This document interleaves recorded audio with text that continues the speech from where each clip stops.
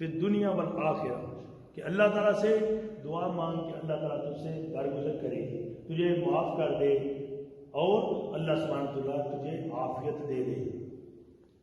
Cap you well in your religious world matter and the matter of hereafter, کہ اللہ تعالیٰ تمہیں اچھا رکھے، عافیت کے ساتھ رکھے اس دنیا میں بھی اور آخرت میں بھی، آفتوں سے بچائے اور عافیت عطا فرمائے.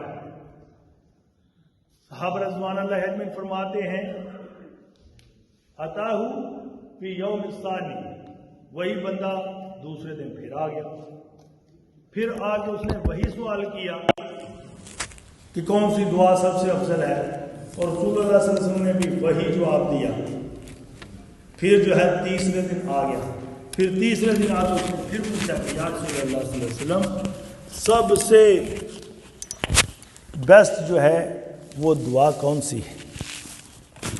تو رسول اللہ صلی اللہ علیہ وسلم نے پھر وہی جواب دیا، فرمایا کہ سل ربا کا العفو والعافیہ فی الدنیا والآخرہ، کہ اللہ سبحانہ وتعالیٰ کے حضور ریکویسٹ کر، اللہ تعالیٰ سے مانگ، بیگ کر اللہ پاک کو کہ یا اللہ مجھے عافیت دے دے دنیا میں بھی اور آخرت میں بھی، اور العفو، اور مجھے معاف کر دے اور عافیت دے دے دنیا اور آخرت کی. تو جب وہ تیسرے دن آیا تو اس نے جب یہ پوچھا نا دوبارہ، تو رسول اللہ صلی اللہ علیہ وسلم نے فرمایا فَإِذَا أَتَيْتَ الْعَفْوَ وَالْعَافِيَةَ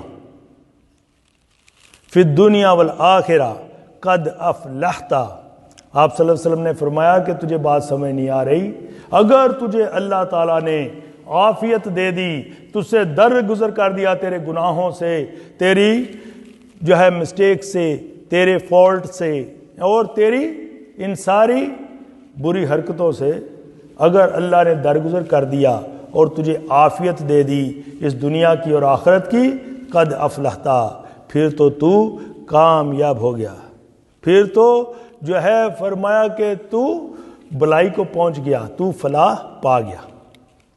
تو اس لیے میرے بھائی اور بہنوں، جب بھی ہم دعا کریں تو اللہ تعالیٰ سے یہ ضرور دعا کریں کہ یا اللہ پاک ہمیں، ایک تو یا اللہ اللہم انا نسألک العفو والعافیہ فی الدین والدنیا والآخرہ، کہ اللہ ہم سے درگزر فرما، معاف فرما، اور ہمیں دنیا کے اندر بھی عافیت نصیب فرما اور آخرت میں بھی عافیت نصیب فرما.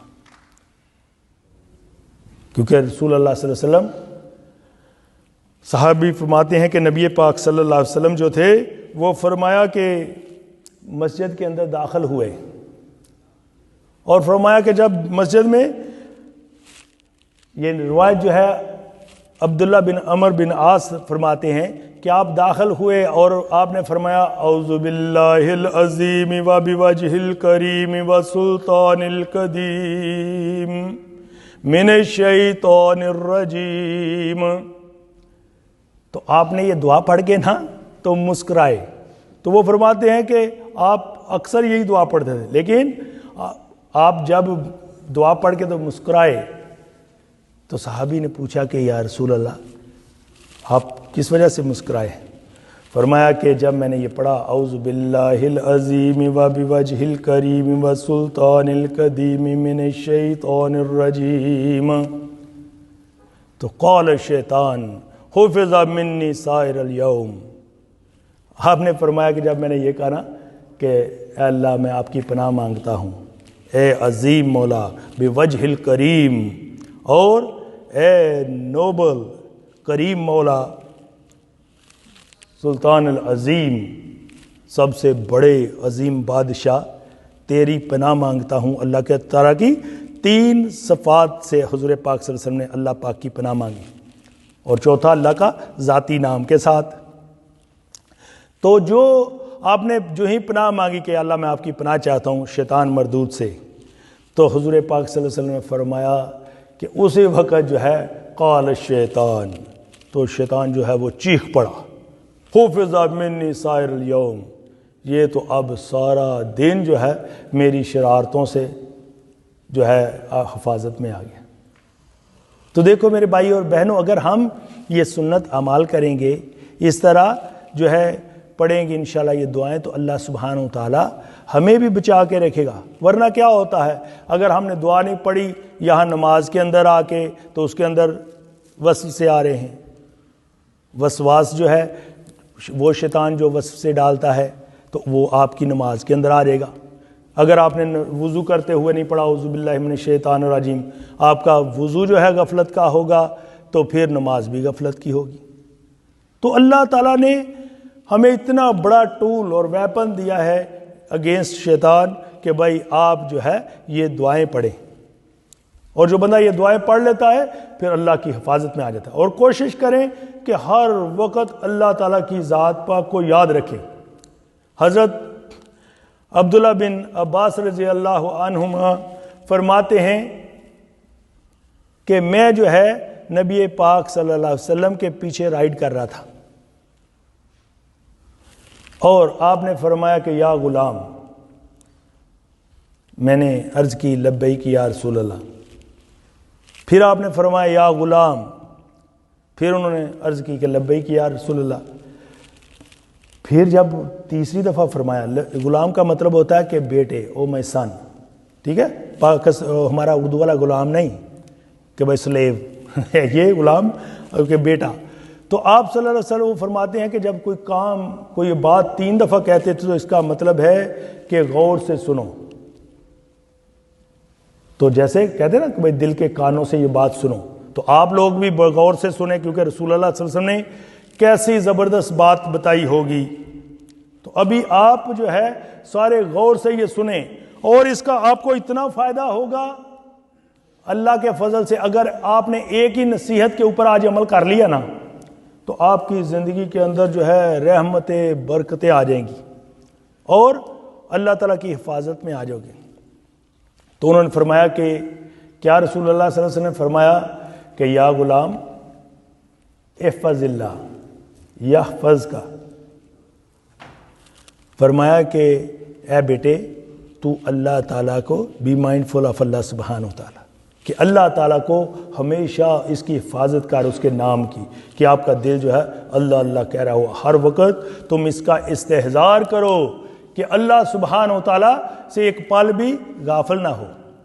اور یہ رسول اللہ صلی اللہ علیہ وسلم کی صفت تھی. اما عائشہ رضی اللہ تعالیٰ عنہ فرماتی ہیں کان رسول اللہ صلی اللہ علیہ وسلم یذکر اللہ علی کل احیانہ. فرماتی ہیں کہ نبی پاک صلی اللہ علیہ وسلم ہر گھڑی ہر آن اللہ سبحانہ و تعالیٰ کو یاد رکھتے تھے. اب دیکھو ہمیں دوسری سنتوں کا تو بڑا پتہ ہے کہ بھائی میٹھا کھانا ہے, 4 شادیاں کرنی ہیں, فلاں یہ کرنا ہے, تو وہاں پہ یہ بھی یاد رکھیں کہ یہ بھی نبی پاک صلی اللہ علیہ وسلم کا سنت عمل ہے